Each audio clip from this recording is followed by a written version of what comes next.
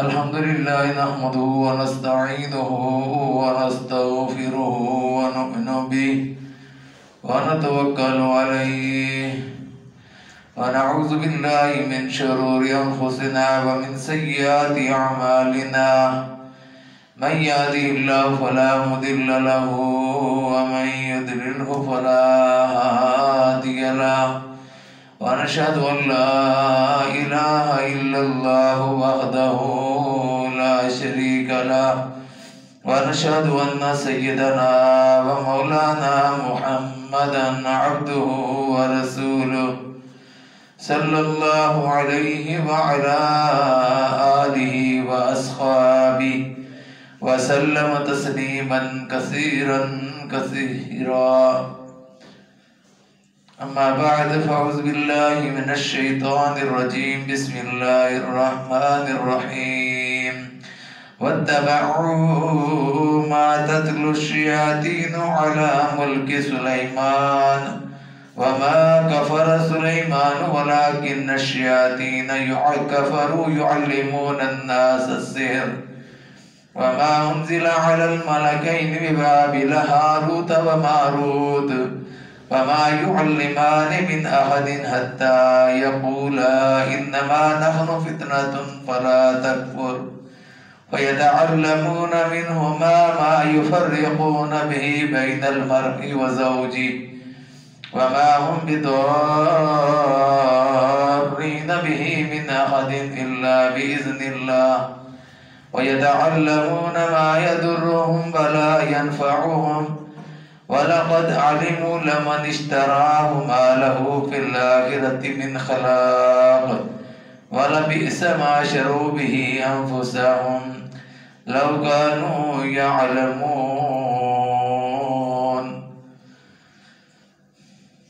حضرات گرامی قدر، السلام علیکم ورحمۃ اللہ وبرکاتہ.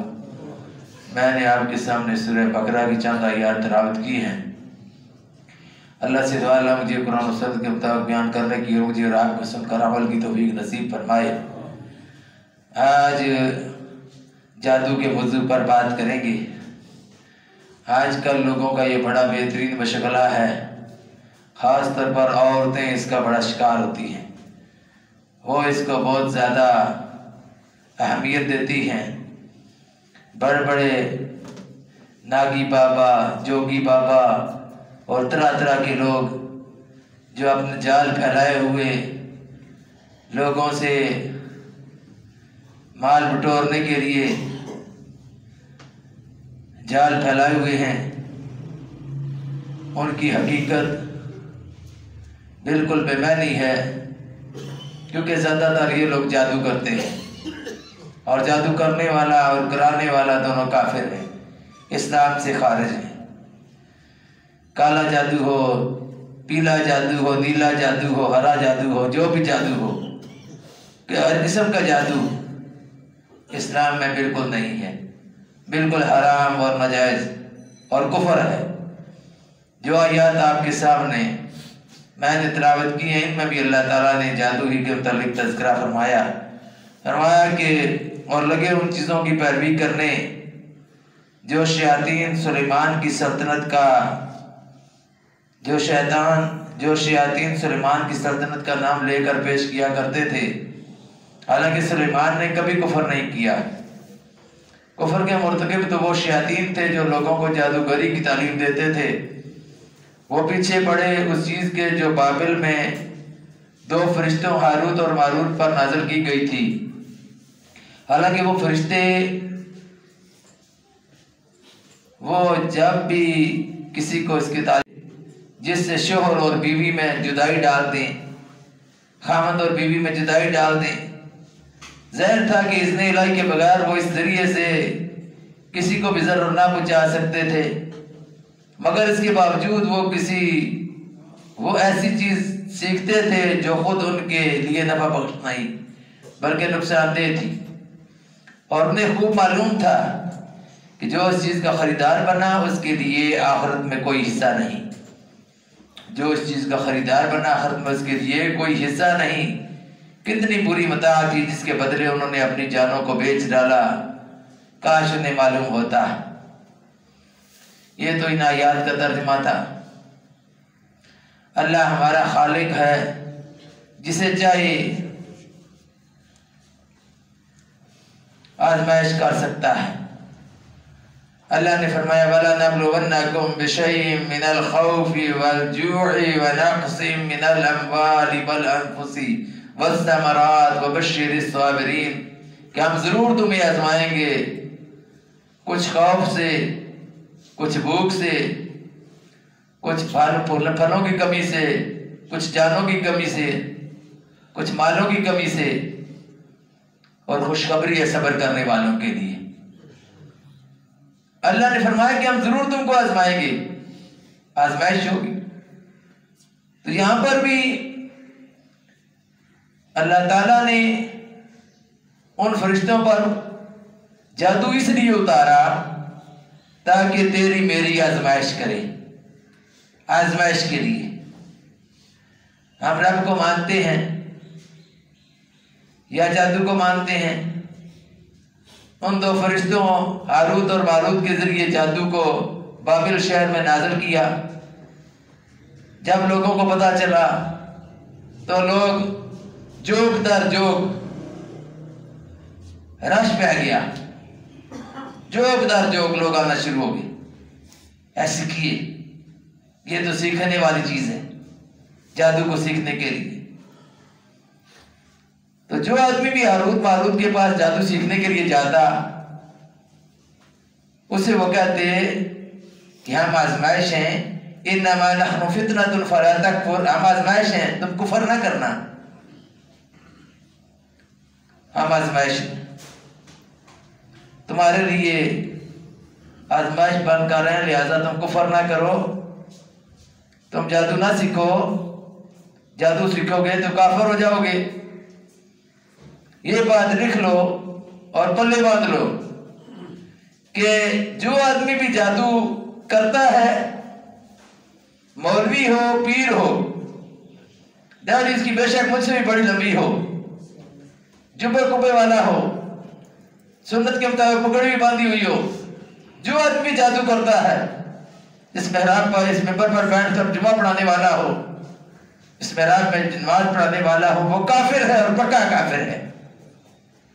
لوگوں کو الو بنایا ہوا ہے، لوگ کہتے ہیں جی فلاں کے پاس جاؤ جی بڑی مرادیں پوری ہو جاتی ہیں، سارے کام سیدھے ہو جاتے ہیں، وہ بڑا چلا کاٹتے ہیں، جو وہ بھی چلا جو ہے وہ معلوم ہے، اس کے بارے میں علماء سے معلومات ملتی ہیں، اور ان لوگوں سے خود بھی معلومات ملتی ہیں جب وہ مسلمان ہوتے ہیں، خود کلمہ پڑھ کر مسلمان ہوتے ہیں، کیا وہ مسلمان ہو جاتے ہیں۔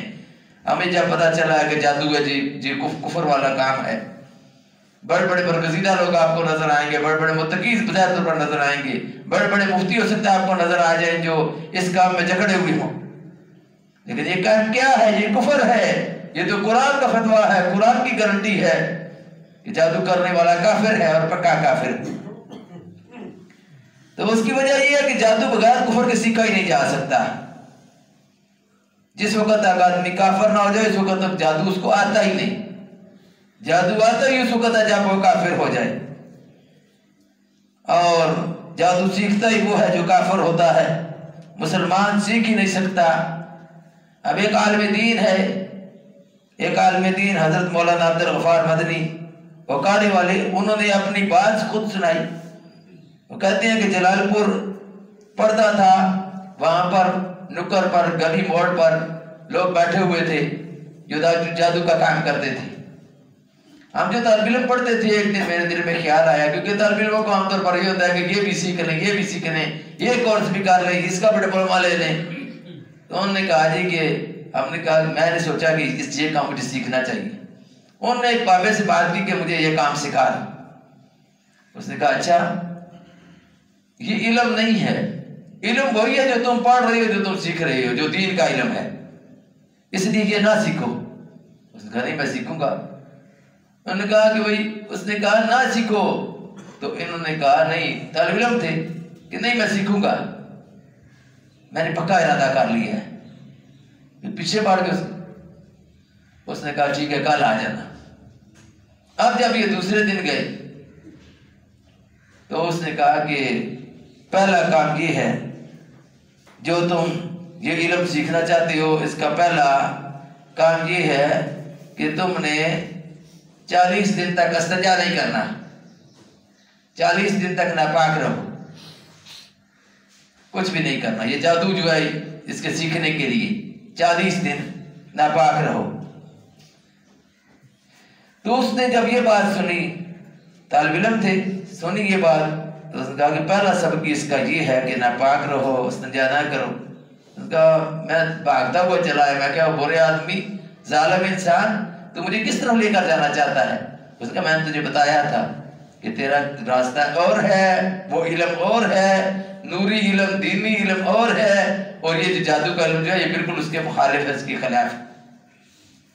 तो फिर उसने किया कि कहा कि 40 दिन तक नापाक रहो। तो उन्होंने कहा कि छोड़ो जी, ये तो बिल्कुल ही कुफरिया हरकत है कि आदमी नमाज भी ना पढ़े, इस्तिंजा नहीं करेगा, नमाज नहीं पढ़ी नहीं, दीन से दूर हो जाए, तो ये कुफर है, इसलिए मैं ये नहीं सीखना चाहता। तो हज़रात ग्रामी, ये याद रखना चाहिए कि जादू करने वाला और कराने वाला दोनों खारजीज था। आज लोगों का काम क्या है? यही काम है लोगों का। और जो तावीज़ात देते हैं कि जाकर फलां कब्र के करीब जाकर उसको दफन करो, लोग दफन करते हैं। जो लोग दफन करते हैं उनका ईमान खतरे में है, क्योंकि कुफर कर रहे हैं। ये ऐसे तावीज़ात होते हैं जो कब्रों में जाकर दफन करो, या कब्रों के साथ दफन करो, या जब मुर्दा फौत हो जाए उसके कफन में रखो, या जब उसको गुस्ल दो तो उसके बाद लोग पीठ में रख देते हैं ताकि उस आदमी को नुकसान पहुंचता रहे जो आदमी इस पर जादू किया जा रहा है। इस तरह के जादू करने आदमी को काफिर बना देता। इसलिए आराम करार दिया गया और कुफर इसको करार दिया गया। इंडिया के एक बहुत बड़े आलिम दीन है मौलाना जर्जीस अंसारी, वो कहते हैं कि इंडिया के शहर हैदराबाद में मैं तकरीर कर रहा था, जादू के मौजू पर बात कर रहा था, जादू की हकीकत लोगों के सामने में बयान कर रहा था कि जादू की मजम्मत। एक आदमी खड़ा हो गया, उसने कहा मौलाना साहब मैं तौबा करना चाहता हूं, मैं तौबा करना चाहता हूं। भाई क्यों? मैं कलमा पढ़ना चाहता हूं, मैं पहले जादू करता था, अब मैं दोबारा मुसलमान होना चाहता हूं। उनकी तकरीर की वजह से जो उसने सुनी, बातचीत सुनने के बाद बात को अल्लाह ताला अकल दे देता है, समझ जाते हैं। समझ गया कि सारी जिंदगी पहले जो बर्बाद हो गई, कुफर की हालत में बर्बाद हुई, अब मैं कलमा पढ़ के मुसलमान होना चाहता हूं। वो उनको एक साइड पर ले गया कि मुझे आप कलमा पढ़ाएं। तो उन्होंने कहा कि बात सुनो, तुम ये मुझे बताओ कि तुम करते क्या रहे हो इस दौरान।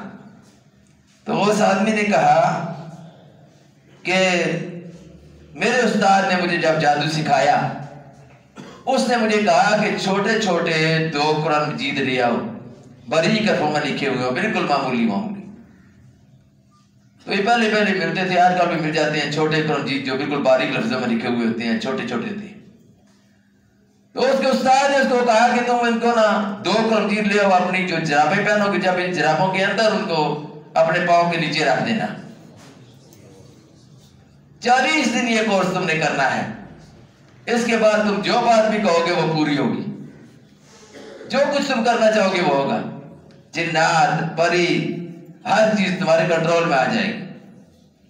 तुम जो बात कहोगे वो पूरी होगी, तुम्हारी जुबान से जो निकलेगा वो पूरा होगा। इसलिए तुम ये काम करो। ये इसीलिए तो कुफर है, इसलिए जादू करने वाला और कराने वाला काफिर है, क्योंकि ये इसका कोर्स इसका इस्लाम के खिलाफ है, ये उल्टा कोर्स है। जो लोग ये कहेंगे जी ये तावीज़ हम आपको दे रही हैं, अल्लाह का नाम बेशक लिखा हुआ है, इसको जाकर नाप के ऊपर बांधना, ये वो आदमी भी समझो कि जादूगारी है या काला इल्म कर रहा है। जो आदमी ये कहता है कि 2 कब्रों के दरमियान इसको जाकर दफन करो, वो भी या जादूगर है या काला इल्म करने वाला है। बेशक वो आपको बिस्मिल्लाहिर्रहमानिर्रहीम लिख कर दे, बेशक वो आपको कुरान की आयत लिख कर दे। हमारे गांव के अंदर भी लोग मौजूद हैं जो जादू करते और कराते हैं, और बड़ी तादाद है लोगों की। एक जवान बात कर रहा था कि गर्मियों के मौसम में मैंने एक औरत को देखा कि 2 कब्रों के दरमियान एक डोली सी छोटी सी थी, हड्डिया सी, वो उसको 2 कब्रों के दरमियान गड़ा खोद कर दफन कर रही थी। उन्होंने पता नहीं कितने जोड़ों से बैठी है। इसीलिए जादू हराम है। اس کی حقیقت ہے نبی کریم صلی اللہ علیہ وآلہ وسلم پر بھی جادو ہوا تھا. آپ صلی اللہ علیہ وسلم پر جب جادو ہوا تو آخری 2 صورتیں نازل ہوئی تھی جن کو ہم مفوضتین کہتے ہیں، قل اعوذ برب الفلق اور قل اعوذ برب الناس. تو حضور صلی اللہ علیہ وآلہ وسلم پر جادو جب ہوا آپ کا جسم بندھا ہوا رہتا تھا. دینی بات نہیں، دنیاوی باتیں بعض وقت بھول جاتے تھے. سمجھتے تھے میں فلاں بیوی کے پاس گیا تھا لیکن گئے نہیں ہوتے تھے، یاد نہیں رہتی تھی. تو پریشان تھے. اللہ نے آگے دعا کی کہ اللہ یہ مجھے کیا مسئلہ یہ حل ہو جائے. لیٹے ہوئے تھے چارپائی پر. حضرت عائشہ صدیقہ رضی اللہ تعالیٰ فرماتی ہیں صبح کے وقت میں بخاری شریف سے پڑھ رہا تھا یہ سارا واقعہ جو جادو کے متعلق ہے کہ عائشہ صدیقہ رضی اللہ تعالیٰ فرماتی ہیں کہ حضور صلی اللہ علیہ وسلم نے کہا کہ مجھے اللہ نے وہ بات بتا دی ہے جس کا میں متلاشی تھا. ذرا اونگ آئی تو اونگ کی کیفیت میں معلوم ہوا کہ ایک فرشتہ جو ہے سرانے کی طرف بیٹھا ہوا ہے، ایک فرشتہ جو ہے پائنتین بیٹھا ہوا ہے. تو سرانے والا پوچھتا ہے کہ ان کو کیا ہوا ہے، اور دوسرا کہتا ہے کہ ان پر جادو ہوا ہے. اس کا اچھا ان پر جادو کس نے کیا ہے؟ تو پائنتین والا کہتا ہے کہ ان پر جادو لبید بن عاصم یہودی نے کیا ہے. کس پر کیا ہے؟ اس کا ان کے بالوں پر اس نے جادو کیا ہے. وہ کس جگہ جادو؟ دوسرے نے پوچھا کہ وہ کس جگہ اب اس نے جادو کر کے دفن کیا ہے، کس جگہ اس نے جادو کا یہ سامان رکھا ہے جادو کر کے؟ ان کا بنی ذروان کا کنواں ہے، اس کے اندر اس نے یہ رکھ کر اس کے اوپر پتھر رکھے اور دفن کیا ہے. یہ ساری معلومات حضور صلی اللہ علیہ وسلم کو ان 2 فرشتوں کے ذریعے اللہ تعالیٰ نے اونگ کی حالت میں بتا دی. اب حضور صلی اللہ علیہ وسلم نے حضرت علی رضی اللہ عنہ کو بھیجا اور ان کے ساتھ کچھ اور صحابہ کو بھیجا کہ جاؤ جا کر اس کنویں سے جا کر وہ بال اور وہ نکالو. اب وہ وہاں پر پہنچے، پانی نکال رہے تھے کیونکہ پانی تھا اس میں، پانی نکال رہے تھے. اتنے میں آپ صلی اللہ علیہ وسلم خود بھی پہنچ گئے تو وہ بال نکالے گئے. کھجور کا خوشہ تھا وہ بھی نکالا گیا. اس سے نکال کر جو جادو کے اثرات تھے ان کو پھر اس طرح ختم ہوا کہ اللہ تعالیٰ نے 2 صورتیں نازل کر دی، قل اعوذ برب الفلق اور قل اعوذ برب الناس. پھر اس کے بعد حضور صلی اللہ علیہ وسلم کا یہ معمول رہا ہے کہ اللہ کے پاک نبی صلی اللہ علیہ وآلہ وسلم رات کو سونے سے پہلے سوتے وقت قل اعوذ برب قل اعوذ برب الفلق اور قل اعوذ برب الناس، یہ تینوں کل جو ہیں یہ آپ صلی اللہ علیہ وآلہ وسلم پڑھ دیں اور پڑھ کر ایسے اپنے دونوں ہاتھوں پر پھونک دیں.